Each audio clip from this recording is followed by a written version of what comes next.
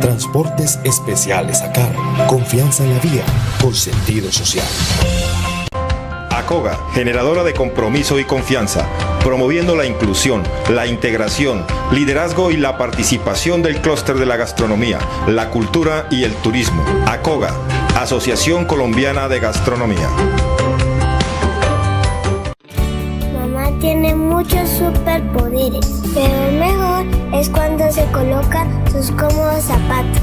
Para mamá, que es tu superheroína, regálale el confort que necesita para luchar en su día a día. Calzado Rómulo, bienestar para los pies de mamá.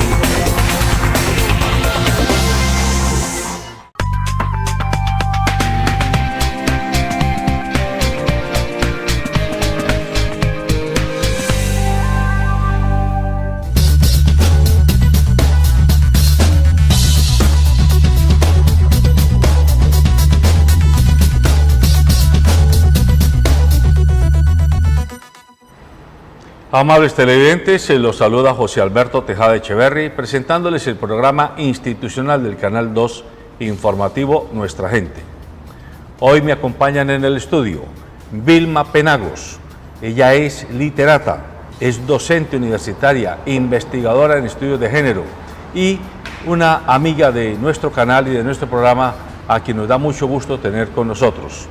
Está también acompañándonos Rubén Mendoza, cineasta boyacense, colombiano, nacido en 1980, es decir, tiene 39 años, el cineasta que nos acompaña y que últimamente estuvo en las páginas y en los medios de comunicación del país, porque en el reciente Festival de Cine de Cartagena, él hizo un discurso que para muchos fue muy político, muy radical, para otros muy irreverente, muy impertinente, pero que en todo caso marcó un antes y un después con respecto a la formalidad con la que en la inauguración de este festival, al que siempre por tradición ha asistido el presidente de la República y que en esta ocasión no ocurrió así, se ha estirado, que se hacen discursos formales de agradecimiento a todos los que han participado y han hecho posible el evento, pero no se tocan temas en profundidad. En esta ocasión él lo hizo y se metió con la economía naranja, que es eje vertebral del discurso económico y cultural del actual gobierno. Y nos acompaña también Dieter Zúñiga, a quien usted ya conocen, es panelista frecuente, él hace parte de la nómina de este programa. A los tres los saludo. Buenos días. Buenos días, gracias. Buenos días, muchas gracias por la invitación. Vamos a ver. Bueno, pero antes de escuchar a Rubén, yo quiero que usted, Vilma, que está metida en el tema de la literatura y colateralmente con el cine, con las artes, háblenos un poco de, antes de que él nos cuente qué fue lo que hizo y por qué lo hizo y para qué lo hizo, usted, ese discurso que hizo Rubén Mendoza ahora en marzo, ¿cómo lo recibió? A usted, que es una mujer formada, que es líder feminista, que conoce de estos temas, ¿cómo lo interpretó? Bueno, a mí me parece, en primer lugar, una gran valentía de Rubén haber hablado claro y directo. Eso muestra mucho cómo es él, qué es lo que está pensando. A mí no me parece que lo han criticado porque dicen que él no usó el lugar indicado, que no, bueno, una cantidad de conceptos que no comparto. Yo pienso que cuando uno tiene un micrófono en una audiencia tan grande, tiene que decir lo que piensa y defender sus ideales, sus principios. No puede perder esa oportunidad en aras de pronto de un interés menor, como es el interés económico, el prestigio profesional, para no tomar una posición frente a lo que está pasando en este país, que es muy grave. Y usted, Dieter, que también le ha hecho seguimiento al tema, ¿qué impresión le ha dado la posición de Rubén?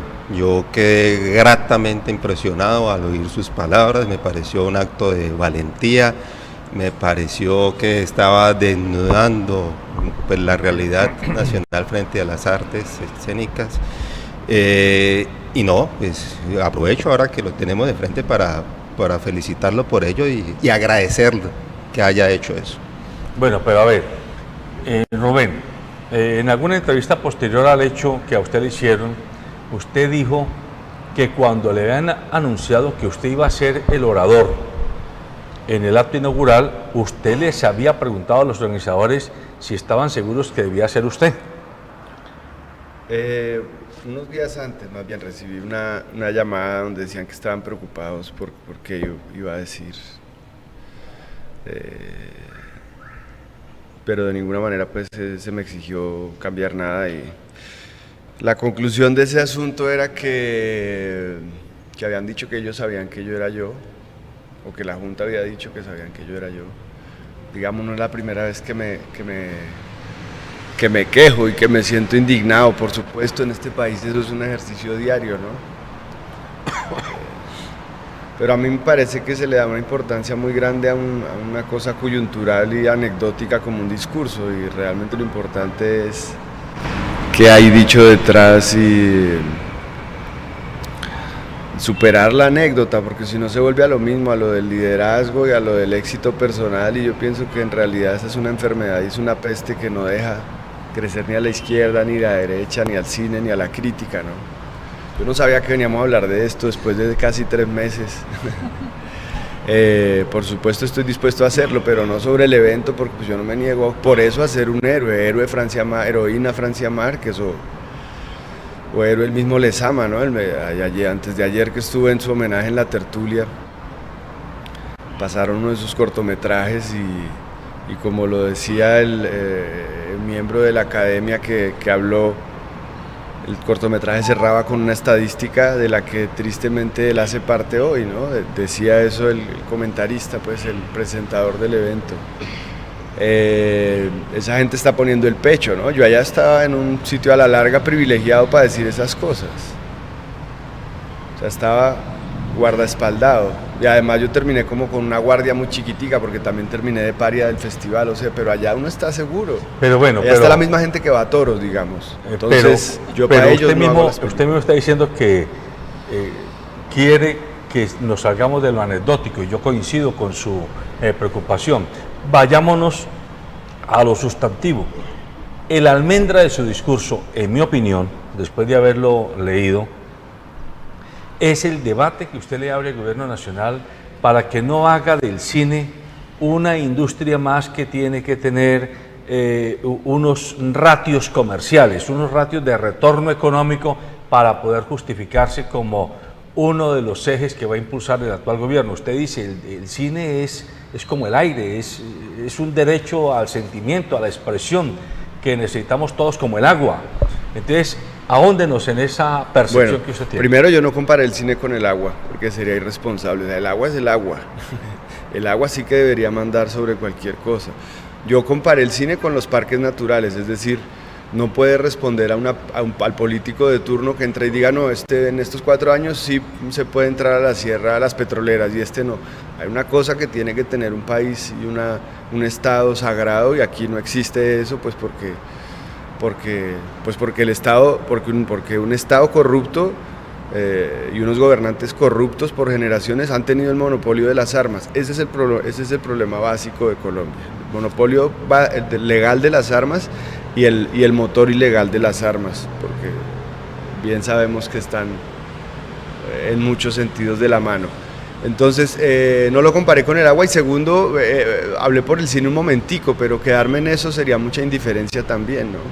Los cineastas somos muy quejetas, o sea, realmente crear es un privilegio, y poderlo hacer en un país de estos tiene tantísimas desventajas como maravillas y alegrías. En realidad yo no me quejo de poder hacer cine. Me referí concretamente a lo del cine y la economía naranja. creo que en 1 o 2 párrafos, yo no me acuerdo, pero ahí realmente yo lo que daba era más estaba hablando de la falta de cómo la falta de, o sea, yo había visto cinismo en la política, pero yo nunca había visto un caso así como tan flagrante de un candidato que dijera una cosa y antes de que sean 3 meses está haciendo absolutamente lo contrario. O sea, ver uno que no hay políticos sino actores, gente que finge en campaña, ¿no? Que estaba indignada porque se iba a subir el IVA al 19, el 20%, lo subió el 19%, no será si estaba indignado por el 1% de diferencia. Las cuestiones que habló de medio ambiente, la gente que empezó a nombrar, burlarse de las víctimas con quien quedaba al frente del Centro de Memoria Histórica y sobre todo sin dar una sola explicación como si no la debieran. O de pronto eso es lo único loable en el fondo y valiente, no dar la cara, no decir ni siquiera tengo que hablar porque es que eso es así, ¿no? Pero después de que se han dicho las cosas que se han dicho, de que se han montado en un discurso de mentiras para desacreditar a un tipo que al otro candidato, yo no me siento en las filas de ningún político, pero al que desacreditan simplemente porque habla feíto, o no lo representa, o no es condescendiente cuando lo entrevistan,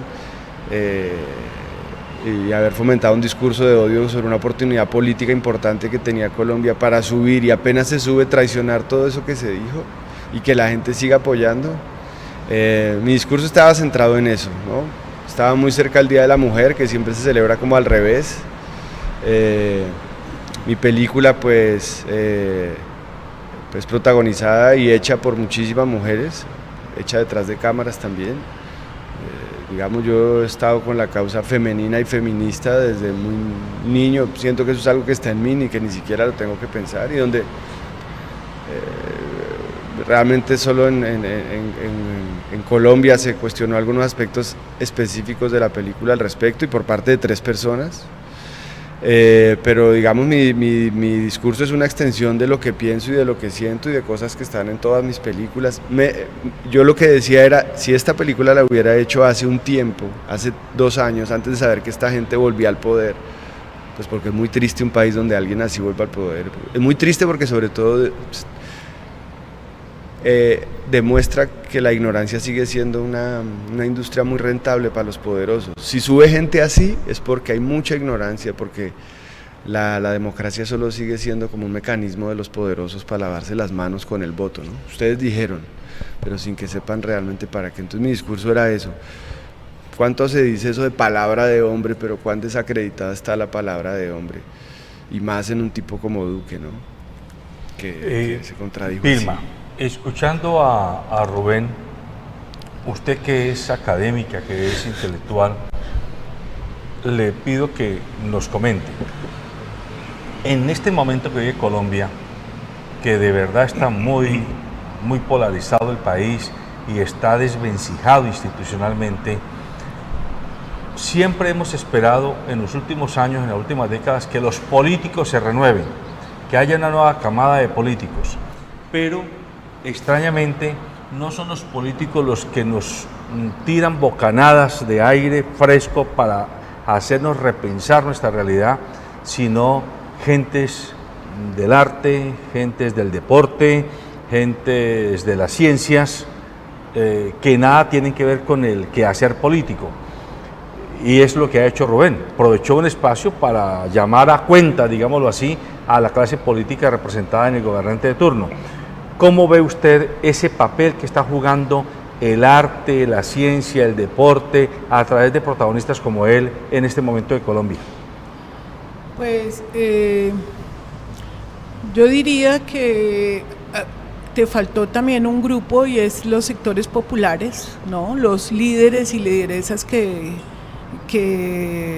así se llaman en Colombia, todos aquellos que trabajan por una comunidad en la defensa de sus derechos o de la tierra o de los bienes comunes.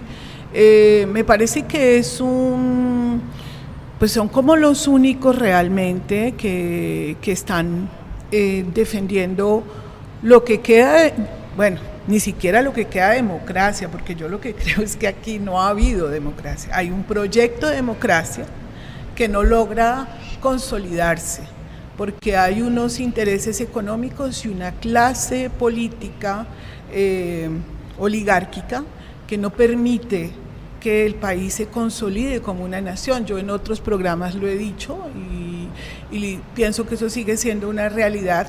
Entonces, el papel de los artistas, no tanto de tomar una postura política abierta, sino de hacer su oficio lo mejor que pueden, me parece que es como lo único. Y también allí yo metería lo que hacen muchos educadores y educadoras, ¿no?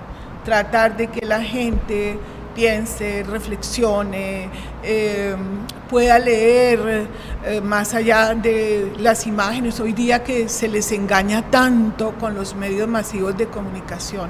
Entonces me parece que es un papel importante, es un papel tal vez los únicos que lo están haciendo y que es lo que permite de pronto que este país respire un poquito otros aires. Me parece también que por las cosas que están pasando es un ejercicio que no da muchos resultados, ¿no? La gente que va a ver el cine colombiano es muy poca, y no solamente no van porque su nivel de ignorancia, de incapacidad de leer objetos simbólicos no se los permite, sino que también hay gente culta que no le interesa ver esa realidad que se representa en las obras, que no le interesa ver lo que allí se está proponiendo como drama o como tragedia de este país o como realidad. Entonces prefieren ver el cine europeo, el cine italiano, el cine sueco, etcétera, que ver nuestro propio cine, que tiene unas cosas muy buenas, no todos, porque pues también hay directores de cine que le están apuntando a la economía naranja y a hacer películas que sean taquilleras cuyo interés más importante es el beneficio económico. Entonces, pues es un papel importante. Yo pienso que los artistas en todo proceso de construcción de un tejido social son importantes, los artistas, los líderes, los docentes, las personas que realmente nos estamos pensando un proyecto de nación. Para extenderle a usted y a Dieter la inquietud, este es el mes en el que se celebra en Colombia el Día del Educador, y que también se ha vuelto como el Día de la Madre y como cualquier otro día de festejo comercial. Pero, digámoslo, los cineastas como Rubén son de fondo educadores, pero educadores colectivos, educadores de sociedad. Sí, claro, a veces claro. Ellos mismos Sí. no son conscientes del impacto educativo que pueden generar. Bueno, eso yo no sé, pero yo sí pienso, uno no solo se educa en la escuela, eso tiene que ser clarísimo, y hoy día menos, hoy día se educa sobre todo en los medios audiovisuales, en la música, en el cine. Hay muchos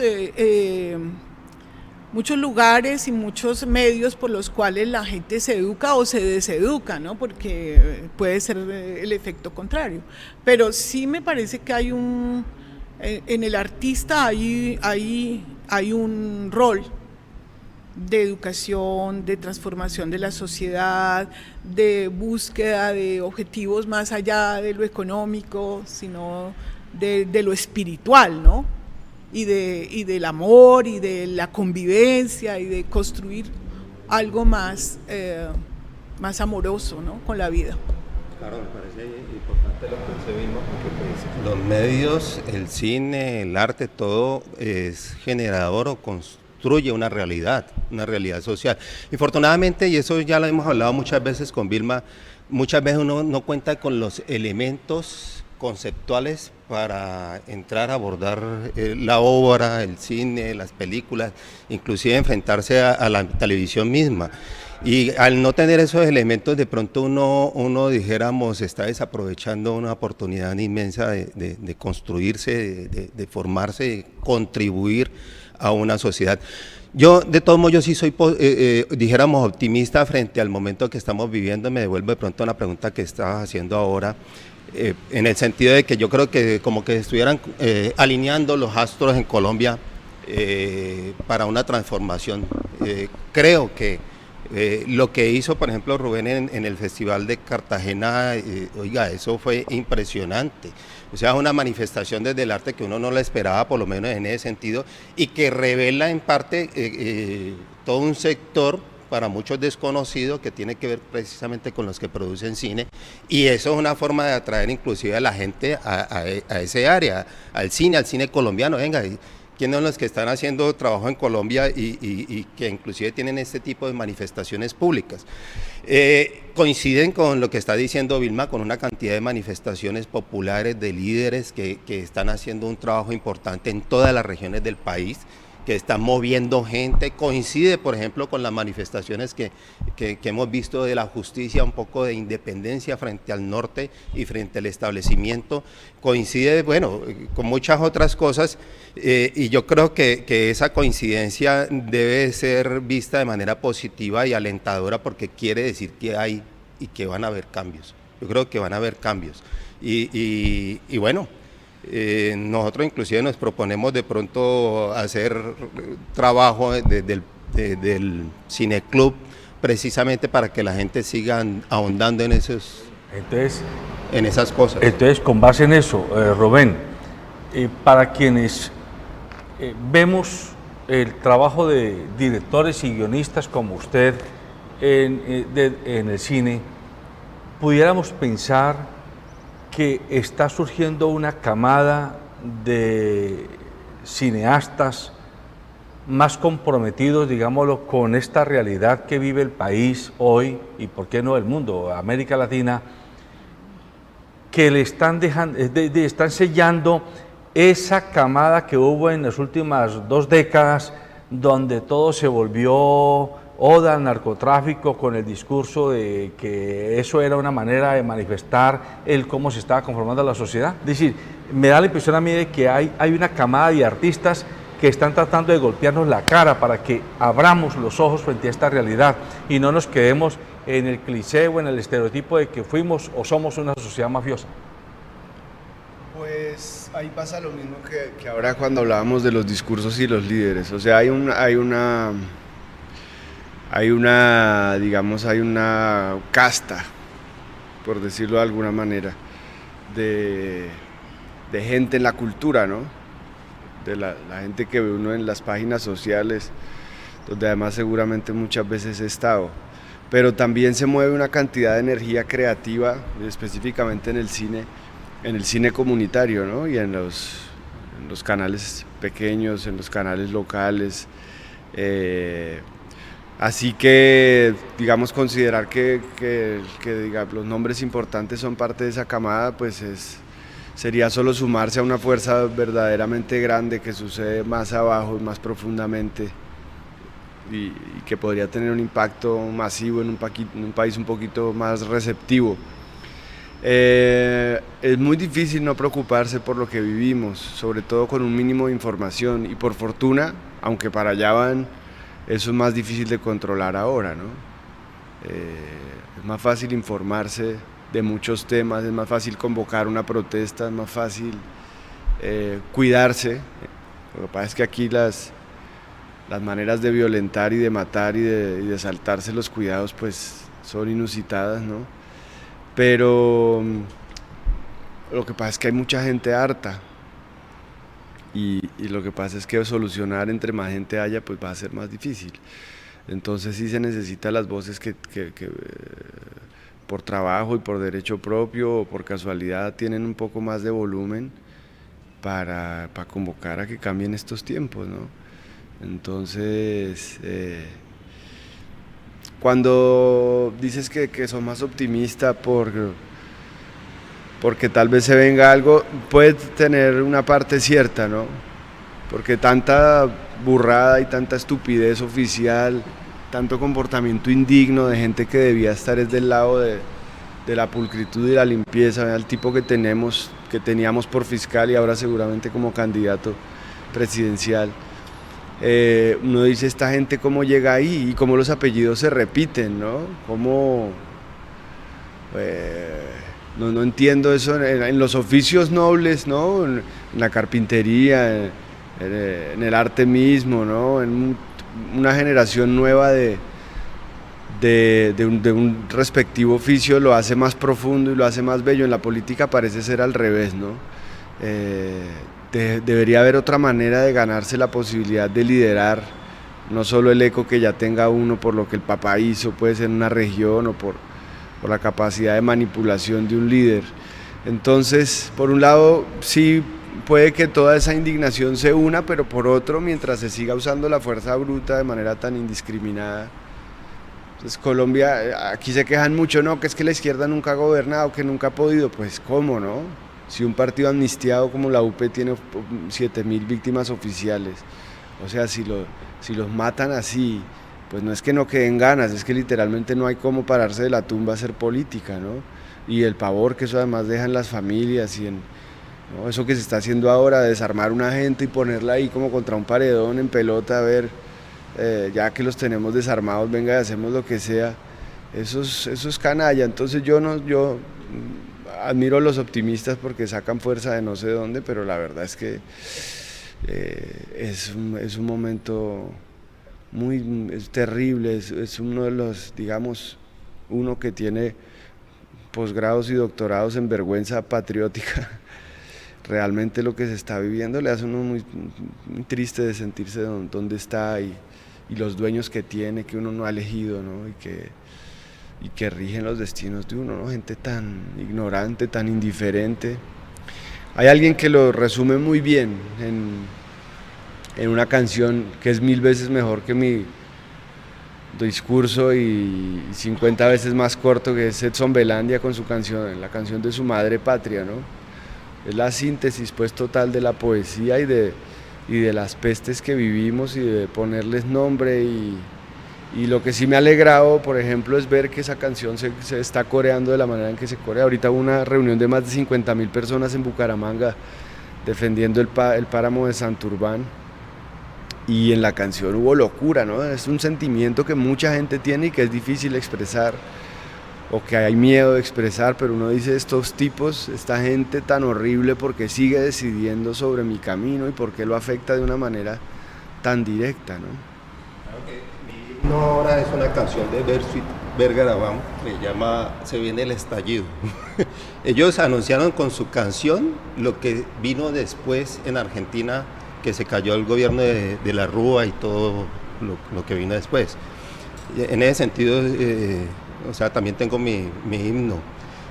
Pero ven, Rubén, ¿y cómo está la posibilidad de producir cine, ese cine que refleja la realidad de una manera tan cruda? Ese cine radical. Ese cine radical, ese cine que en contravía de que inclusive lo reproducen constantemente, que tiene que ver con lo que decía Alberto del narcotráfico y cosas por el estilo. ¿Hay cómo producir ese otro tipo de cine? Pues yo pienso que el problema no es que se hagan muchas películas de un tema, sino con qué profundidad, ¿no? O con qué nueva arista. Yo no pienso que se haya hecho todavía, bueno, Víctor, yo no pienso que se haya hecho la película definitiva sobre lo que ha causado el narcotráfico en Colombia, para nada, está pendiente. Digamos, lo que hay es facilismo y también la gente cuando no ha vivido las cosas y toma las tragedias prestadas, pues tiene que pasar mucho tiempo para volver ese su idioma y para volverlo un tema propio.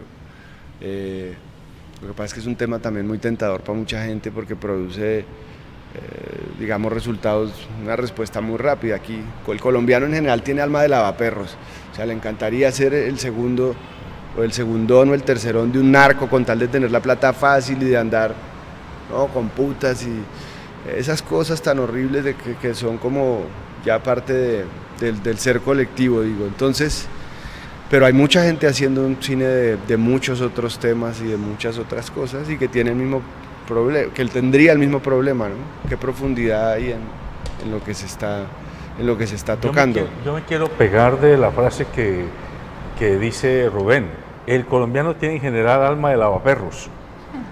Digamos lo que seguramente puede esto prestarse para que la gente diga que esto es una hipérbole y que está exagerando, pero yo coincido en que el colombiano como sociedad somos una sociedad colectivamente cobarde, que se conecta con aquello de que, como somos cobardes, preferimos ser lavaperros, es decir, pegarnos al que tiene más poder, a ver cómo ascendemos, así sea, haciéndole al ladito a él.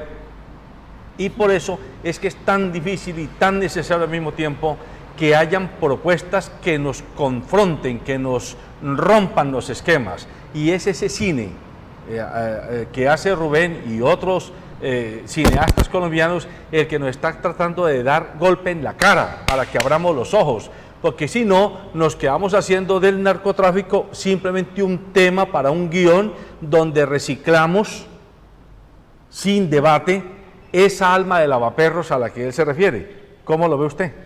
Bueno, eso es algo que también en este programa he dicho muchas veces. Yo creo que, y en ese sentido, yo quisiera hacer digamos que ese es el optimismo que comparto. Yo creo que nuestra realidad es muy dura, muy difícil, pero que somos un país joven, que tenemos 200 años, cumplimos 200 años, ¿no es cierto? El festival estaba celebrando los 200 años de la República. El bicentenario de la República. De la República. Somos un país joven y tenemos una herencia maldita, que es la herencia de la colonia, donde la gente que nació aquí, en todo ese periodo colonial, tiene una profunda crisis de identidad, una profunda crisis de saber quién soy.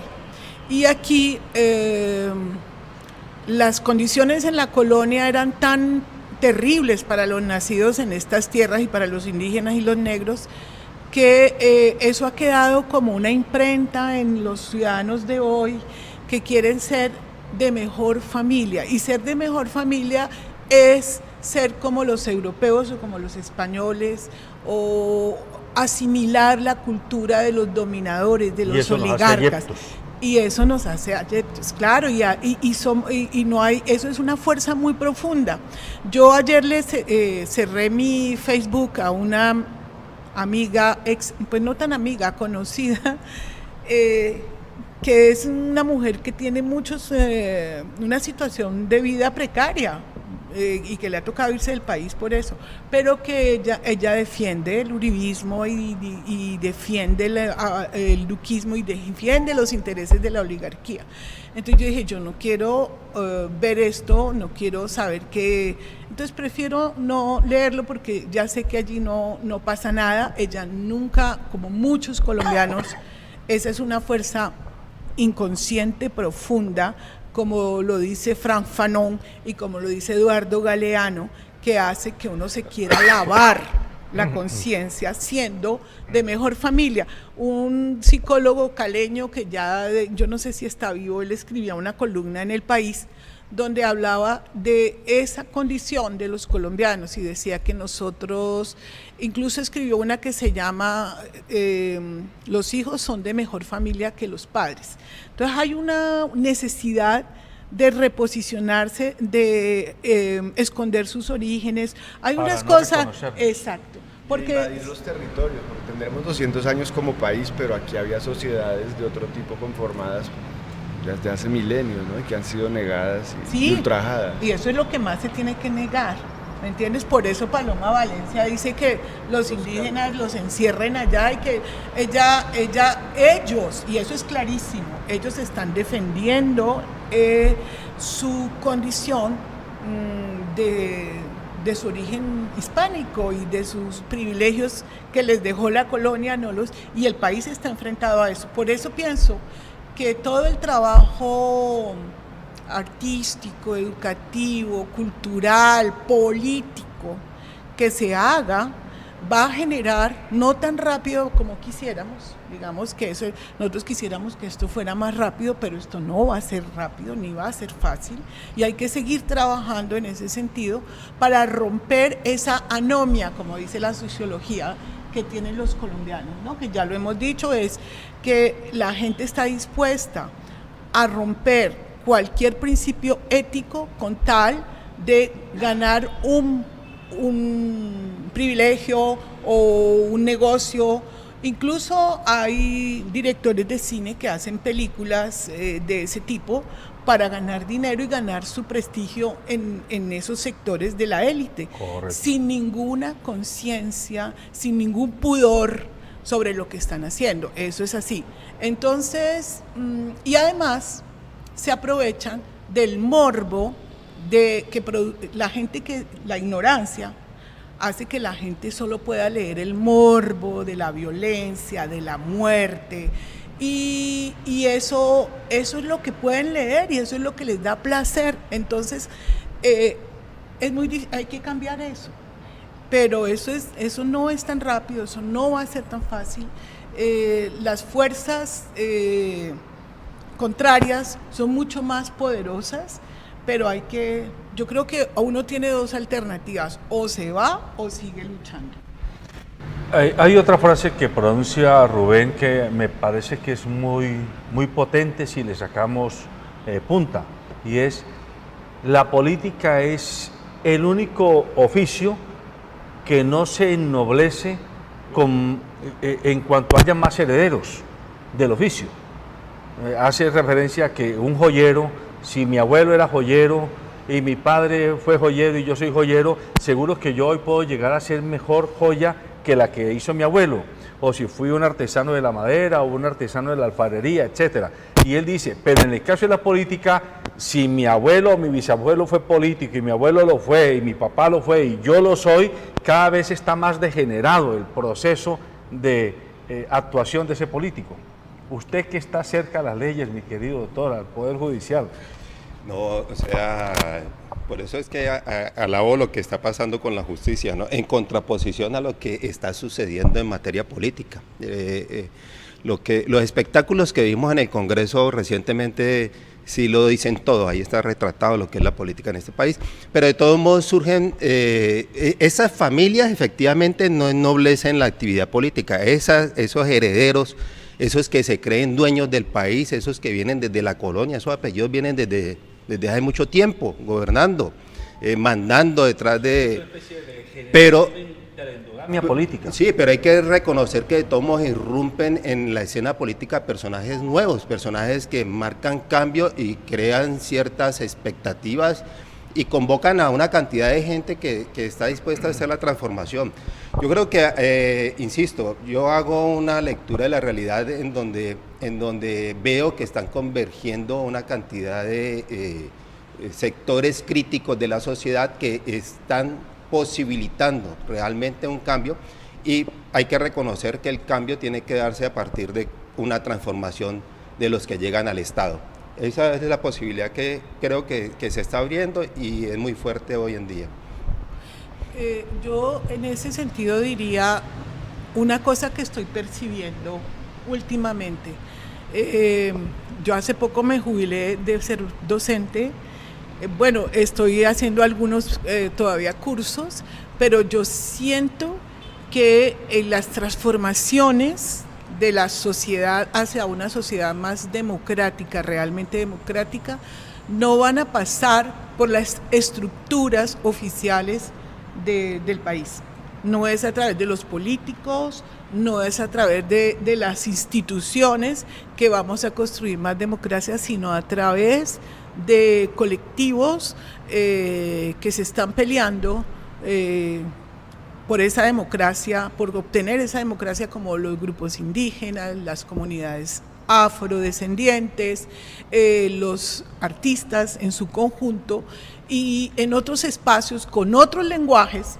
Rubén hablaba de Belandia, que no son los lenguajes, los discursos políticos abigarrados a los que el país de pronto se ha acostumbrado, sino que eso va a llegar por otras vías. Y saludo esto, yo no sé si yo pueda verlo, es muy probable que no, pero creo que si alguna posibilidad hay, es por allí y no por las instituciones políticas que están completamente corruptas, Los políticos en este país, contrariamente a los artesanos, no eligen ser políticos porque aman y conocen el oficio y quieren emular a sus antepasados. Lo eligen porque saben que allí hay unos privilegios y una posibilidad de apropiarse de los recursos públicos muy sencilla. Y entonces van es por eso, porque saben que van a robar fácil y van a tener muchos dividendos. No es por el amor al oficio ni nada. Yo creo que eso muy pocos políticos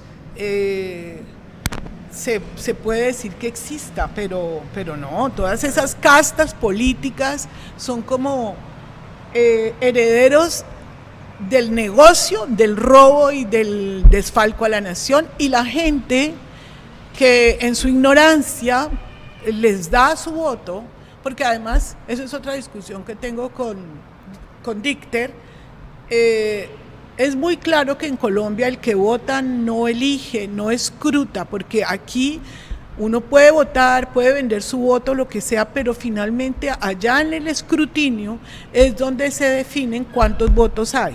Y quien escruta no es la registraduría civil, sino una empresa privada de la familia Carvajal y otras, no sé ahora quién lo haga, pero que son los que tienen los sistemas para hacer eso y la registraduría les paga para hacer eso. Entonces está probado que allí hay definiciones sobre la votación que nosotros no conocemos. Yo quiero volver con Rubén sobre dos temas. El primero, usted es un cineasta de cercano a los 40 años, es decir, podríamos decir que es de esa generación que tiene el país sobre sus hombros, porque está en plena actividad. Con sus colegas de cine, con sus colegas de la literatura, con sus colegas de las artes plásticas, ¿usted ve que hay esperanza de que surja un liderazgo desde las artes para ayudarnos o ayudarle a esas nuevas generaciones de colombianos a que repiensen el país? Y por qué no decirlo, ahora que está tan de moda hablar de refundar el país, refundar una idea de nación. Pues como te digo, yo creo que hay mucha gente trabajando en eso. Y pues en el arte hay dos caminos también, uno muy directo y hasta puede confundirse con el panfleto, y otro muy sutil, y siento que hay gente ejerciéndolo en todos los niveles. Creo que hay indignación, pero también creo que sobre todo el cine y también el arte plástico, ¿no? Que se ha vuelto una cosa más de inversionistas que de debate, no todo, y no estoy generalizando ni estoy hablando de los artistas como tal, sino de la industria alrededor, aunque también de muchos de ellos. Pues hay mucha gente más concentrada como en las alfombras y en los aplausos y en los privilegios que en la no, es que no me gusta llamarlo responsabilidad, sino más bien como con ese otro privilegio que es poder uno hablar con muchos y además digiriendo las voces de muchos. Uno en realidad es un medium, ¿no? Creo que hay mucha gente que está interesada en que esto cambie, que va a ser más difícil que nos abusen. Sin embargo, veo que la tentación muy grande es que nos unimos para cosas mucho más frívolas rápidamente que para cosas esenciales. También porque muchos tenemos como el límite es que respondemos por otra gente también en lo práctico, ¿no? Entonces hay mucha gente que está en primera línea del frente de batalla, y eso sí que tendrían que tener más voz, y donde nos pudiéramos organizar mejor, pues pasa algo como lo de Ledesma, y al otro día tenían que llegar 50 cineastas a recoger pruebas y a filmar, y porque a 50 no nos joden, digamos, y seguramente iríamos protegidos. Pero por ejemplo de Lezama, por ejemplo, en el caso de Lezama, el asesinato es una tontería y es una ingenuidad que nos hagan creer o que quieran que creamos que a las 3 horas el crimen estaba resuelto y que han matado a un líder del ELN y que él era. Cuando la manera en que se cometió ese crimen, que es sicarial, cuando se volvieron a recoger las balas, cuando trataron de desaparecer al otro testigo, habla de una forma muy diferente de operar, ¿no?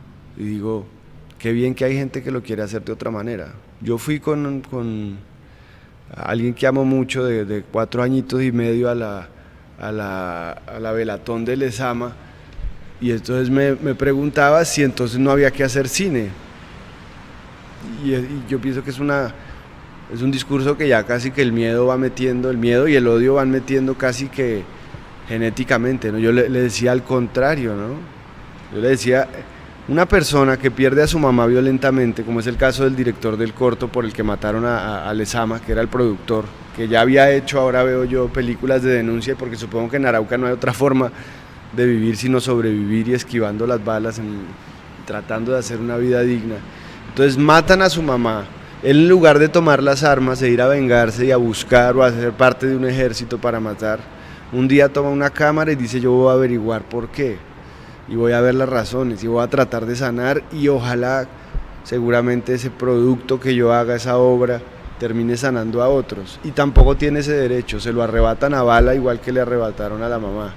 Entonces, hay muchas ganas de hacer, hay mucha fuerza, hay mucho esfuerzo, pero estamos todos en la misma máquina de moler gente, ¿no? Que es Colombia, pues. Y seguramente habrá casos excepcionales y seguramente esto parará. No sé si lo veamos, como dice Vilma.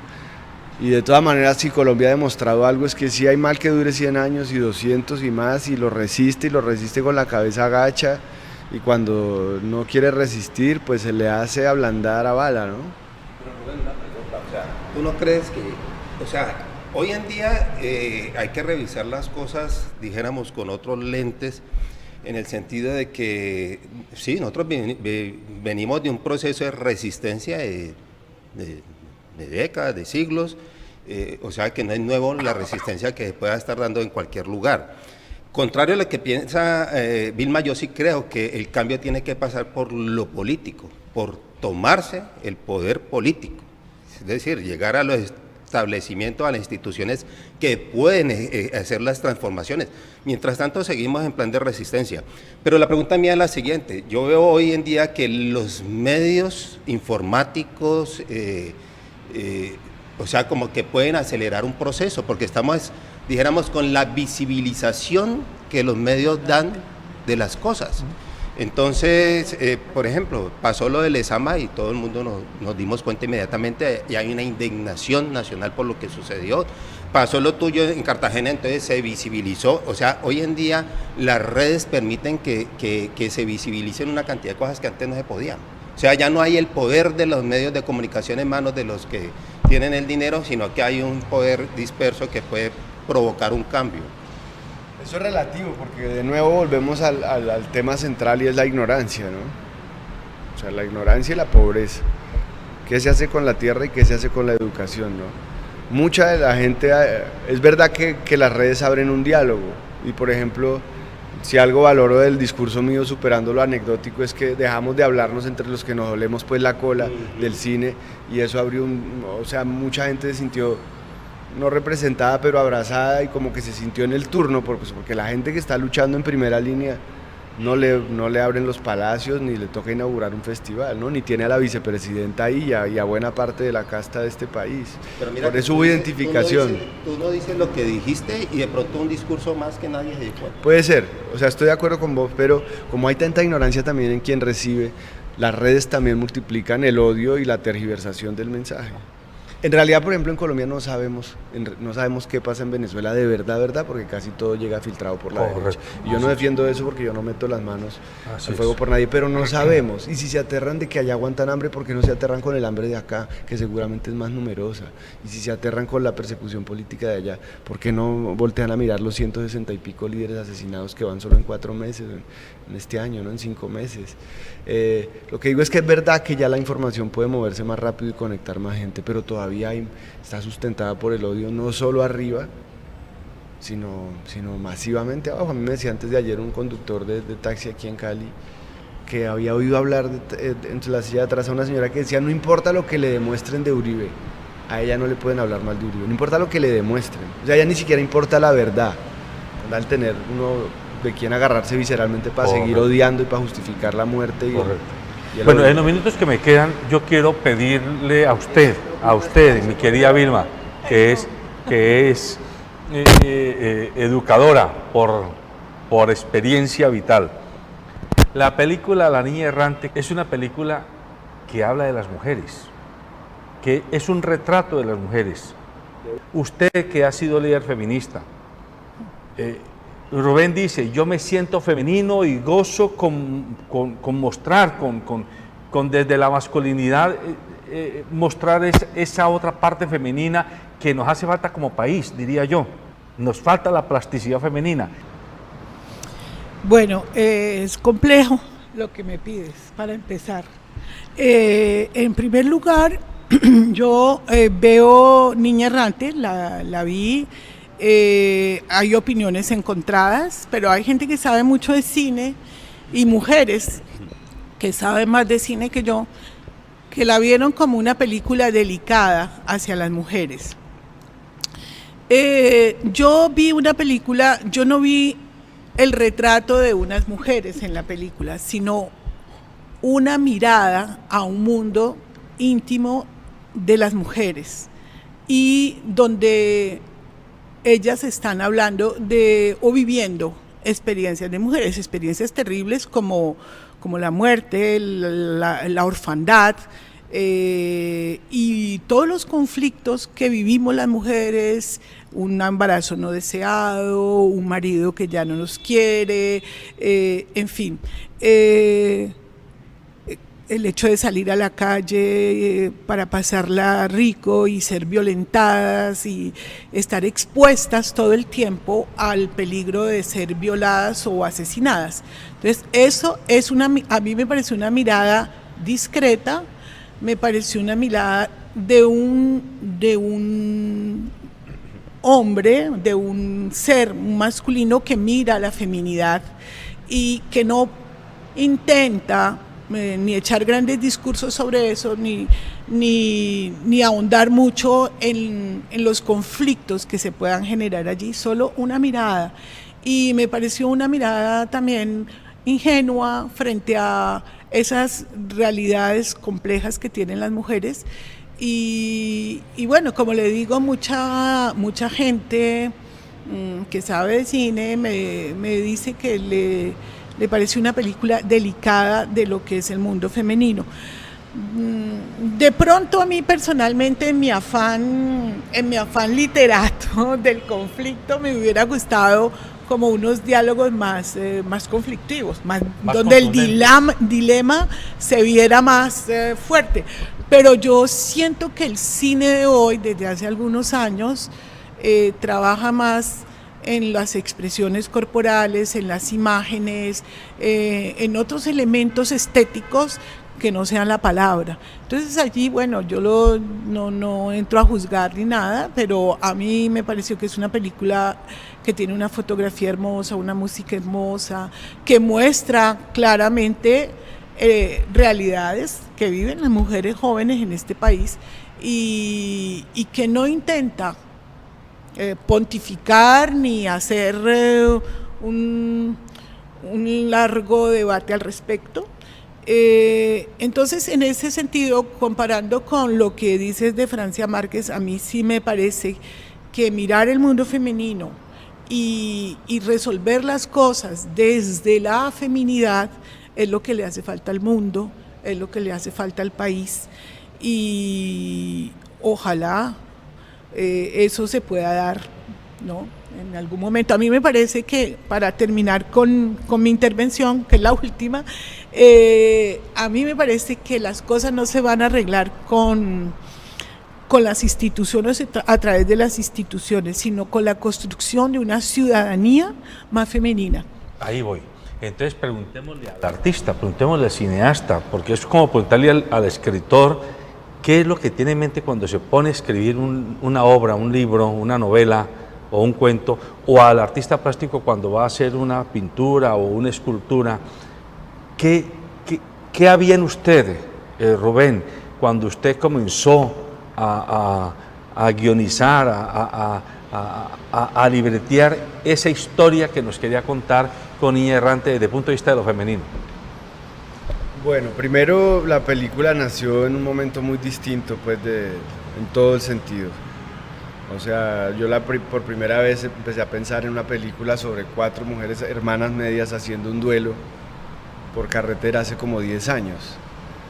O sea, no había pasado todo esto tan fuerte y tan valioso de los últimos años, que se ha reducido pues al Me Too y etcétera, para hablarlo como un síntoma.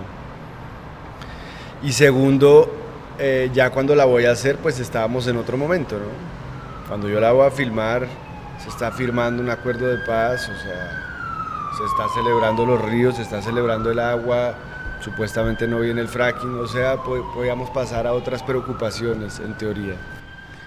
Yo pensaba que iba a ser justamente por eso mi película menos... Es imposible que no sea política, pues nada, no lo es, aún la indiferencia es una posición política, pues.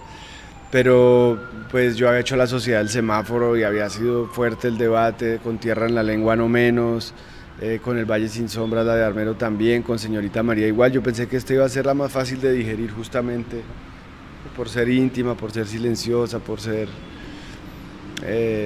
más callada. Pero digamos, ya para responder lo que me preguntas, pues yo también defiendo, digamos, la elocuencia del gesto femenino, que ni siquiera necesita de la palabra, ¿no? Mi discurso en realidad es el centro de eso. Mi discurso ese día fue eso, o sea, ¿por qué no? Lo que pasa es que el discurso patriarcal y machista ha sido tan fuerte que ha metido fantasmas tan grandes, como además de ponerse a todas las mujeres a operarse, además de poner a soñar con un estándar de vida y de belleza, además las ha convencido de que entre ellas no se entienden, ¿no? Yo he vivido absolutamente lo contrario, porque en mis equipos hay cantidades muy grandes de mujeres, y no por una cuota de género, sino porque es la gente más brillante que conozco en su oficio y con la que más me gustaría trabajar casualmente. Pero las han convencido de que no se puede trabajar juntas, no, las encuestas no, que ¿quién son más conflictivas, los hombres o las mujeres? Las mujeres, y las mujeres votan que las mujeres. Yo pienso que eso es una de las grandes mentiras, porque la verdad es que el conflicto por excelencia es la guerra, y la guerra por excelencia la hacen los hombres. Y si ahorita vemos, por ejemplo, esta asquerosidad de momento del país, el 1 o el 2% o el 10% serán mujeres, ¿no? Y lamentable, digo... en cuanto a la porquería política, por más que por ejemplo uno le parezca un personaje tan gris y tan triste y tan ignorante, alguien como Marta Lucía Ramírez, es una de una cantidad de fuerza masculina alrededor, luchándose unos puestos, haciendo cálculos donde la vida no importa, ¿no? Ahorita que yo decía eso de estar al frente y de que no son invitados ni a los palacios ni a inaugurar festivales, la gente que estaba esperando allá que el presidente fuera y no se digna.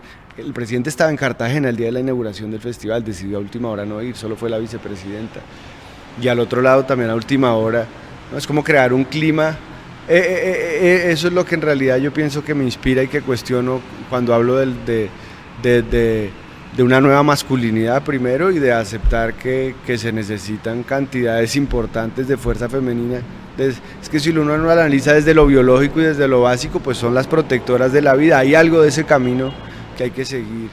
Si no han protagonizado históricamente en general las guerras ni los conflictos, es por algo, hay algo que aprender ahí, hay algo más importante que hacer que luchar por el poder, por territorios y por riqueza, ¿no? Entonces, y es comprobado que en las instituciones y circuitos y círculos donde mandan primordialmente mujeres, los índices de corrupción son bajísimos, los índices de violencia son bajísimos, la idea de ajusticiamiento es otra cosa. Entonces, por supuesto que me siento un aprendiz, y la película seguramente es una prueba de ello, pero yo vengo con el tema de lo femenino, aún en mis películas donde retrato machos duros, como en Memorias del Calavero o en Tierra en la Lengua, ¿no?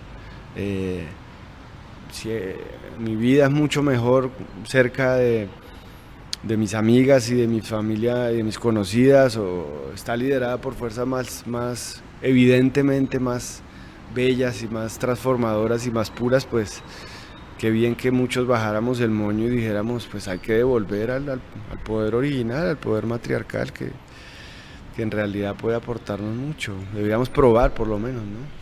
Pues yo creo que el tiempo se nos acabó. Hay que rematar el programa recogiendo la frase de Rubén. El gesto femenino es mucho más elocuente que las palabras. Él con esto nos está haciendo una invitación a que volvamos la mirada a otra frase que nos apunta Vilma, y es: necesitamos un mundo más femenino significa un mundo que tenga otra plasticidad ideológica, otra plasticidad filosófica, otra plasticidad actitudinal, que no resolvamos todo por vía del poder se impone al poder o al que no tiene poder, sino que seamos capaces, como bien lo está explicando Rubén en ese ejercicio estético que hace con su película, de recuperar que la mujer es dadora de vida, es cuidadora de vida, y que una sociedad que cimente su proyecto, su imaginario vital en ese concepto de feminidad, es una sociedad que tiene mayores posibilidades de sobrevivencia y de inclusión que no una sociedad que todo lo invoque sobre la estructura de poder, sobre todo el poder establecido, porque ese poder nos obliga a enfrentarnos y a anularnos. Es un poder definitivamente patriarcal, machista, que ya se demostró no nos conduce a un mejor vivir. Y el desafío que tenemos los humanos que estamos hoy vivos en este planeta es a intentar encontrar la fórmula para un mejor vivir, para un buen vivir, hombres y mujeres, niños, jóvenes, adultos y ancianos, y todos con el entorno vital que tenemos, donde está la naturaleza y está esta nave, este misterio de vida que significa la vida en la tierra.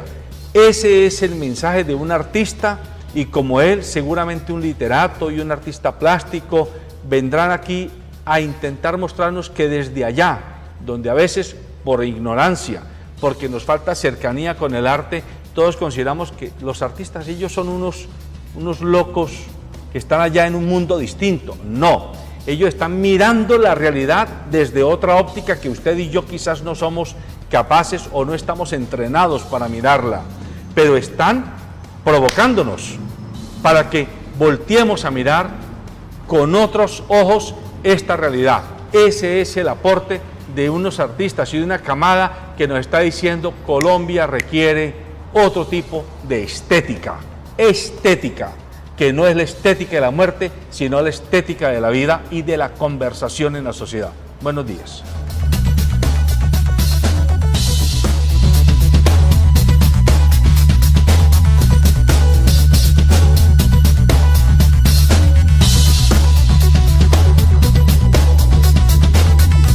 En momentos de relax, en los trascendentales, cuando arriesgaste dar ese primer paso. Calzado Rómulo, Rómulus y Cruz Verde es calidad y confort para todos tus momentos. Calzado Rómulo, orgullosamente calzando a Colombia.